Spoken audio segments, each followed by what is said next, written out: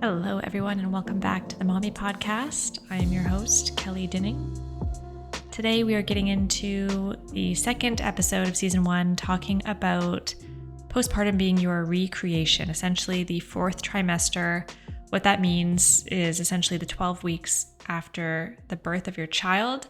There is a massive amount of change that is positive and a massive amount of change that is negative during this time. So I'm going to get into some studies about things to look out for, facts about what you can expect, and of course, the things to look forward to. Okay, so this episode really excites me because it was a period of time in my life where after the birth of both of my daughters, I felt almost like I was being reborn. And I tried to explain that to my husband. I tried to explain that to friends of mine that maybe weren't in that particular period in their life. And everybody kind of just smiled and nodded and went, okay, cool, good for you. But to me, it was this huge, massive experience where I almost felt like I gave birth and I became this new life. I have this new person that I closed the book on who I was before, that me before is gone. And now I am this mother. And I felt probably the endorphins and the hormones and all of the excitement first and foremost. So those initial days I felt, almost like your body's going through a cleansing. You're getting through all of the yuckiness of postpartum where you're going down and you're swelling. You're kind of getting rid of all the blood and the extra that's been accumulating in your body during the pregnancy that you've just had. And it feels very refreshing and very invigorating. Of course, you also feel, 30 to 40 pounds lighter because you've just had your baby and, the immediate 10 pounds is gone plus, and you have this new-ish body again. And it's a whole new feeling. If you've had a baby, you probably have an idea of what I'm talking about. But there was also this period of time where I felt very, not scared, but very hypersensitive, where the slightest thing could set me off. I wasn't really prepared for the hormonal whoosh that comes where everything was really high and then everything was really low. And working off of that super fatigued life where you're up so many times in the night, you can barely think, you're getting upset at the people that are around you trying to help you and that love you and you love them. I wanted to talk about this period because this 12 weeks is very much kind of glossed over in the whole period of having a baby. The fourth trimester is more, in my opinion, for the mother. You have gone through a tremendous change. And yes, you have this little baby that is now depending on you and you are growing and learning to be a mother with them. But you are also going through some massive changes. And it's something I felt really ill prepared for coming from the hospital. And I have a background in nursing. I'm a nurse. And I didn't have that perspective even from school where you go home and they say, okay, you discharge a patient, blah, blah, blah, blah, blah. They follow up with their doctor in 3 weeks and that's it. And after that 3 weeks, everybody knows it doesn't stop. If anything, everything's amplifying. You are hyper-focused on trying to remember what that nurse said at the hospital of, okay, did they say if I pass a blood clot this size, I have to go back to the hospital? I'm kind of feeling feverish. Is that because I haven't slept or haven't eaten? You really have to focus on your soul health because there is a tremendous amount of stress that happens in the body when you go through birth. And going into that postpartum period, it kind of feels like the mom is a little bit forgotten because, of course, you have this beautiful little baby and everyone is obsessing about that and you're obsessing about that. But you also need to keep in mind that you are a delicate person, a delicate individual that just had a tremendous experience and your body went through so much. And I wanted to look into some studies. So I found a few that kind of aligned with what I was thinking on this of, yes, it can be a recreation. And this recreation really needs to focus on mental health. The most interesting one was from PBS in 2021. And the title was terrifying. It said, "The Damage of Childbirth." But what they were talking about was your body goes through some significant damage, but the damage mentally of feeling very alone, of feeling like you can't ask for help, or if your baby is crying and screaming, you have to kind of buck up and be there because you're the mother. You can't complain and say, oh my gosh, I don't know how to do this right now. I'm feeling super overwhelmed. I'm tired. I'm bleeding. I'm peeing when I sneeze, all that kind of stuff. You kind of have to shelf that.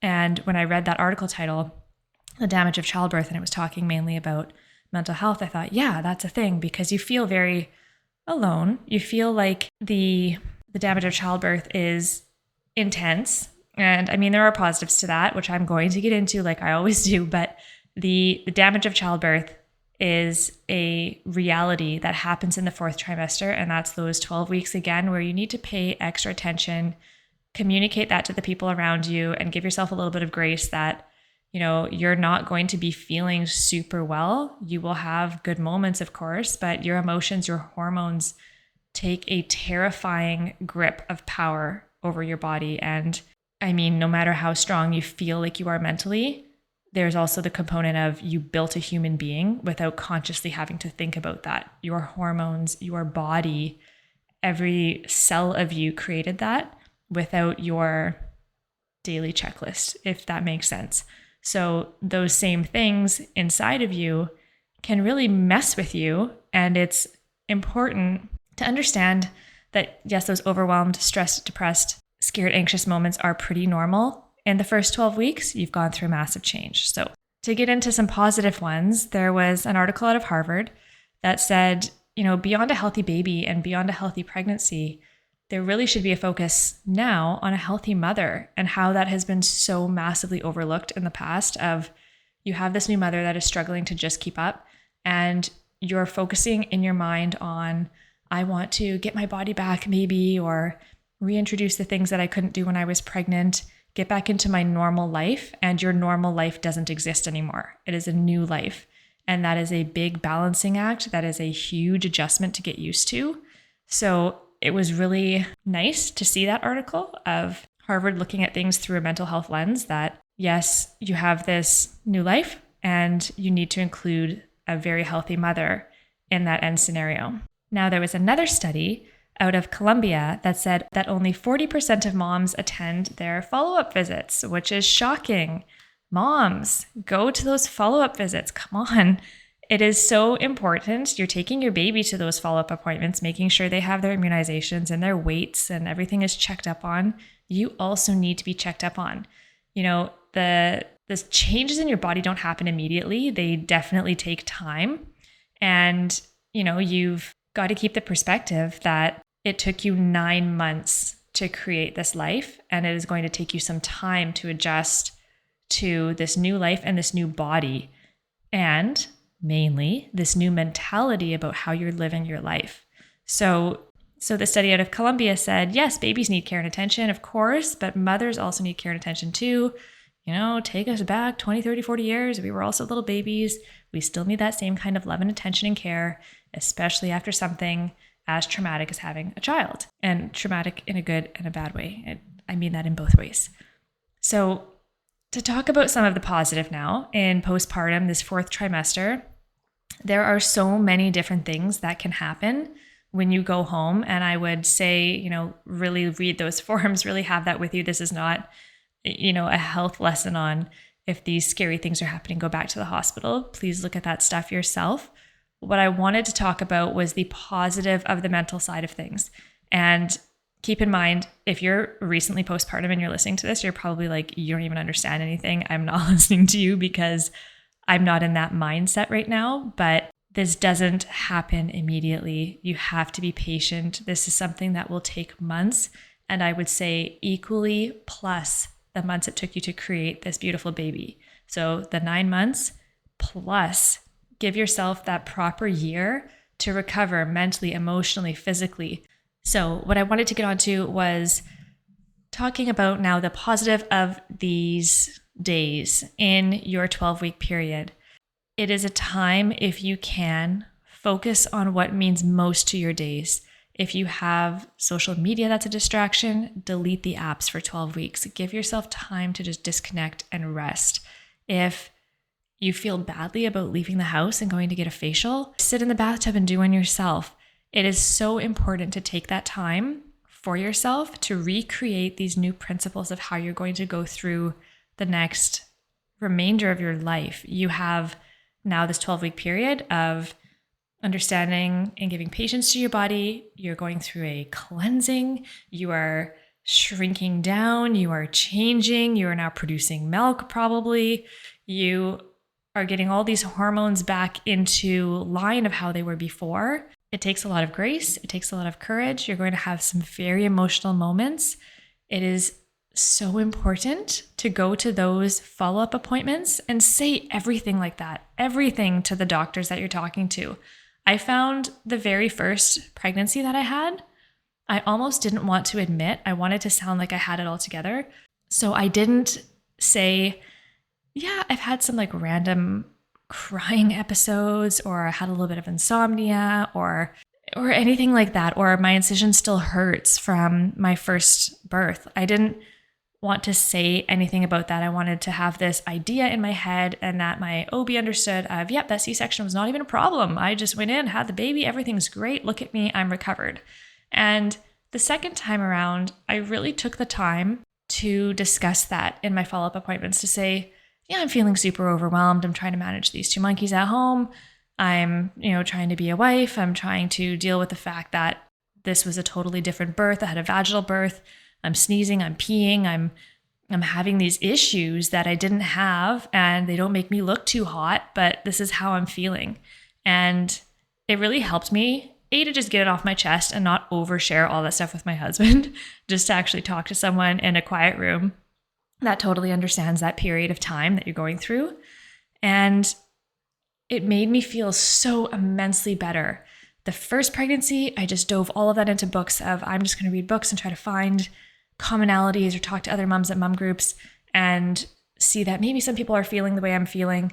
And the second time around, I just talked about it, and I made sure that everything was out there, that I didn't have any of this concern that maybe I wasn't recovering fast enough. Maybe I wasn't handling my business fast enough after having a baby.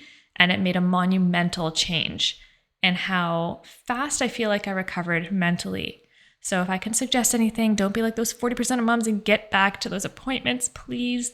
And make sure you're taking care of yourself. Now, 2 more things that I wanted to touch on is, one is a negative, one is a positive. So one of the positives, you know what? I'm going to start with the negative. The negative one is you will have mom brain. And it's one thing to have pregnancy brain. You kind of forget things. Mom brain is a whole new level of, I am speaking and forgetting the words as I'm speaking them, so that 2 seconds later when someone repeats it back to me, I'm going, wait, what conversation are you having? And I'm not alone in this. I've talked to other moms. Mom brain is a wild phenomenon that is, well, it's not a phenomenon, it's true. Mom brain is your brain rewiring itself in that postpartum period to have better long-term memory, which has been proven in studies down the road, and to be able to be more equipped to handle this a little bit more challenging, distracting life as a mother. So in those 12 weeks, and probably beyond that, you will have mom brain. It's a thing during this 4th trimester to be ready for, but I've learned it can also be a gift, because if you say something or you commit to something and you don't really want to do it, maybe you're not having the best time with sleep with your baby or whatever, you're just not feeling it.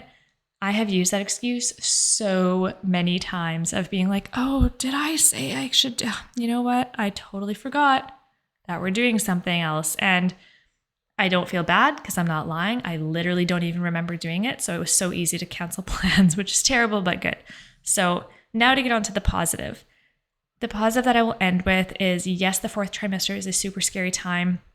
You're probably going to be peeing yourself. You're probably going to be bleeding all over the place, and breast milk will be all over the place, and your body's changing.